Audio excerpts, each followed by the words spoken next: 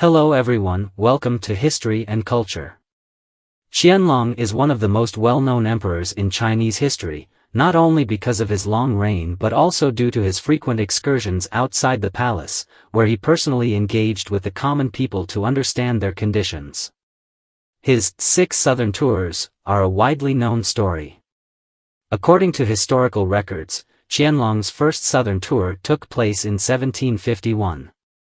Preparations began a year in advance, with a prince tasked to survey the route, restore scenic spots, and build temporary palaces. The route of Emperor Qianlong's southern tour included crossing the Yellow River and traveling down the Grand Canal, passing through Yangzhou, Zhenjiang, Changzhou, Suzhou, Jiaqing, and finally reaching Hangzhou. During his stop in Jiaqing, he specifically requested to visit the Yanyu Tower. The first southern tour began on the 13th day of the first lunar month and included the Empress Dowager, the Empress, Concubines, and over 2,000 attendants and officials, creating an impressive scene. 6 years later, in 1757, he embarked on his second southern tour. The experiences of the first 2 tours filled him with fresh joy. The narrow confines of the Forbidden City grew tiresome, while the beautiful scenery of Jiangnan captivated him.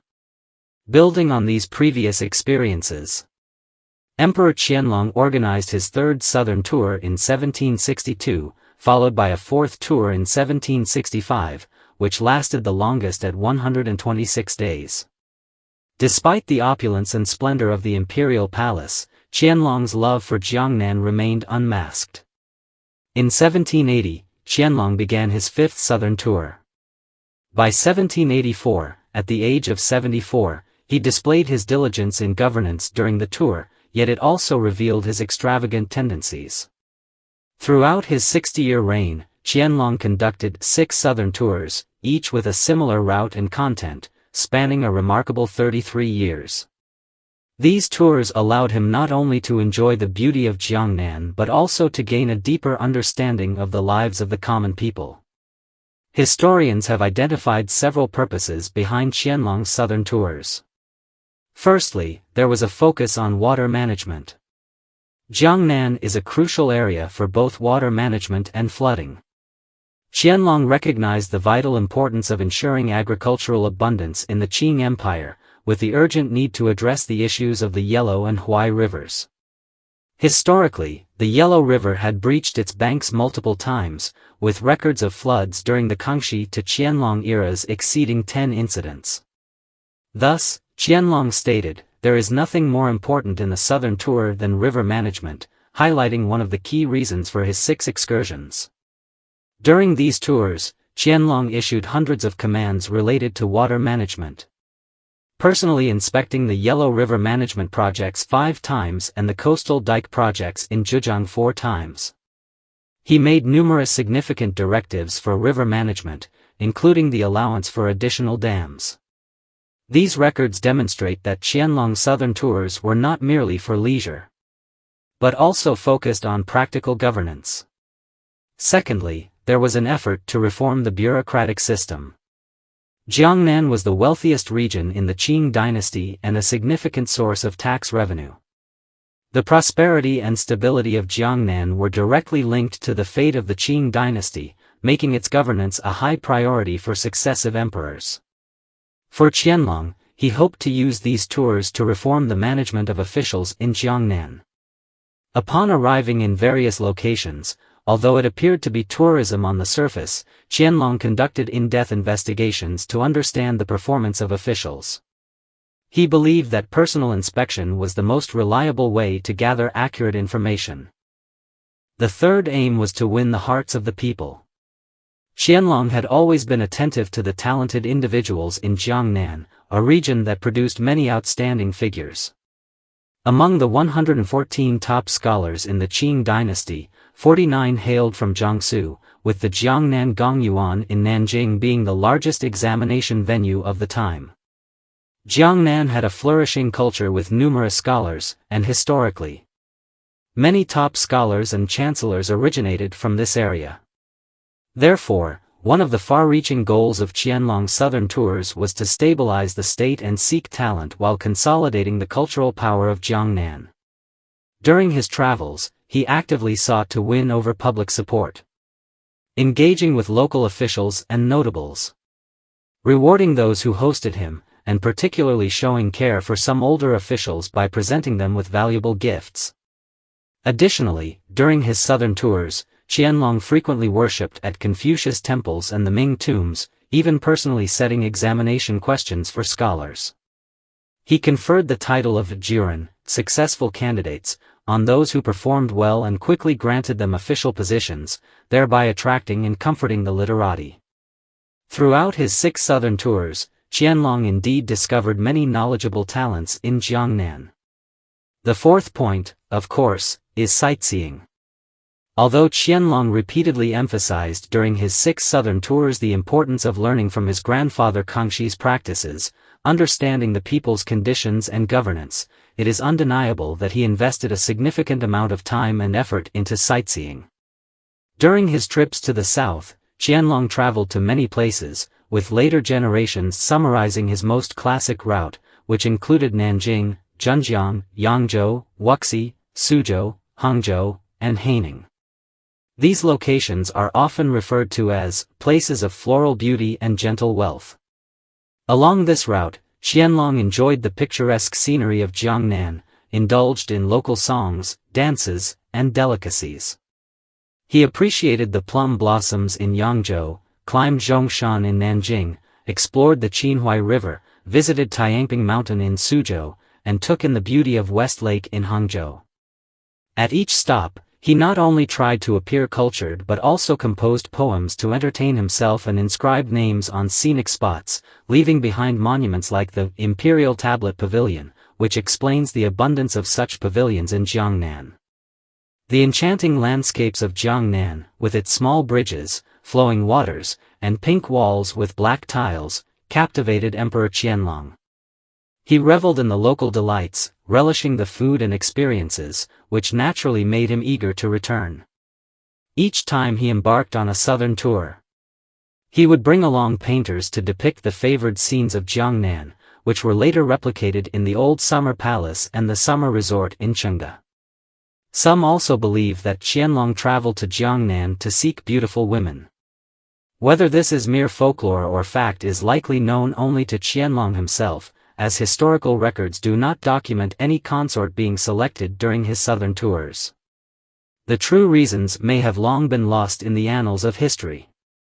Thus, Qianlong's southern tours were not solely for leisure. They carried deeper political intentions.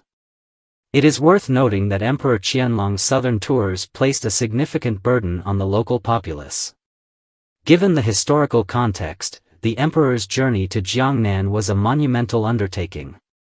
Each time he set out, Qianlong typically departed from the capital in the first month of the lunar calendar, with a route that spanned from Zhili to Shandong, worshipping at the Confucian temple before entering Guangxu and Zhejiang.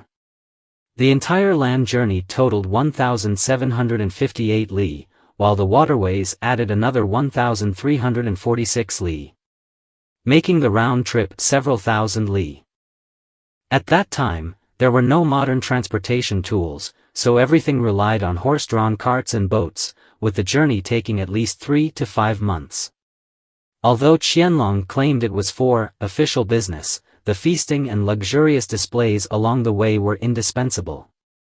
Each tour required a year of preparation, and the entourage included thousands of royal family members, civil and military officials, and guards, totaling 2,000 to 3,000 people, with the use of 5,000 to 6,000 horses and 400 to 500 carts. Qianlong even had a fleet of 5 large ships. Transporting these supplies required 3,600 soldiers, with the accompanying fleet consisting of up to 1,000 vessels, along with a significant number of camels and mules for carrying food. This massive fleet was an impressive sight as it traveled along the canal. The Imperial Road for Qianlong's southern tours was also meticulously constructed. One official spent 300,000 taels of silver to repair the Imperial Road in Suzhou, showcasing the extravagant extent of the efforts. To please Qianlong, local officials often demolished houses and graves along the route to ensure the roads were smooth and wide. In fact, Places where the emperor passed had to be sprinkled with clean water, leaving the common people in a position of anger but unable to speak out. On the road from Beijing to Hangzhou, over 30 imperial villas were built along the way, with costs that are incalculable. During his first southern tour, Qianlong was dissatisfied with his accommodations at the Jiangnan Weaving Bureau in Nanjing and ordered the construction of an imperial villa on Qixia Mountain. Similar villas were built for him in Zhenjiang, Yangzhou, and other locations. Despite Qianlong's repeated emphasis on avoiding extravagance, local officials often constructed these villas quite lavishly to win his favor. During Qianlong's southern tours, the living conditions and facilities were no different from those in the palace. Although he employed southern chefs, the local cuisine did not suit his tastes. As a result, he brought large quantities of cattle and sheep on each trip, and the mutton and beef needed for his meals were transported from the capital in advance. Additionally, Qianlong had strict requirements for drinking water, and the spring water he needed was transported from various regions, consuming vast amounts of manpower and resources. Thus, although Qianlong publicly advocated for simplicity, local officials often catered to his preferences by making the reception ceremonies and displays exceedingly extravagant, which ultimately led to a significant increase in the costs of his southern tours. On the surface, Qianlong's tours aimed at river governance and caring for the people's livelihoods, but in reality, local officials frequently expended vast sums of silver to cater to his tastes, further burdening the common people. Each southern tour incurred staggering expenses. According to statistics, Qianlong's 6 southern tours cost over 20 million taels of silver. And the actual amount may have been even higher. While he achieved certain political results, the disturbances and financial burdens imposed on the local populace far exceeded the benefits he purportedly brought, ultimately resulting in a draining of the people and the treasury. In his prime, Emperor Qianlong felt quite pleased with his southern tours, only realizing the folly of this initiative in his later years. The biography of Wu Xiongguang, in the draft history of Qing, records that Qianlong lamented, "I have been emperor for 60 years, believing I made no mistakes, except for those 6 southern tours, which drained the people and wasted resources, turning good deeds into bad ones." He even told Wu Xiongguang, "If any future emperor wishes to undertake a southern tour, and you fail to stop him, you'll have no face to see me underground."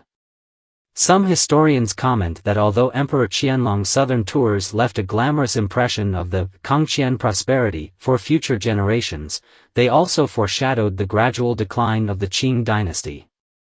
This is the History and Culture channel. Liking and subscribing are the greatest help and support to us. Thank you everyone, and see you in the next time.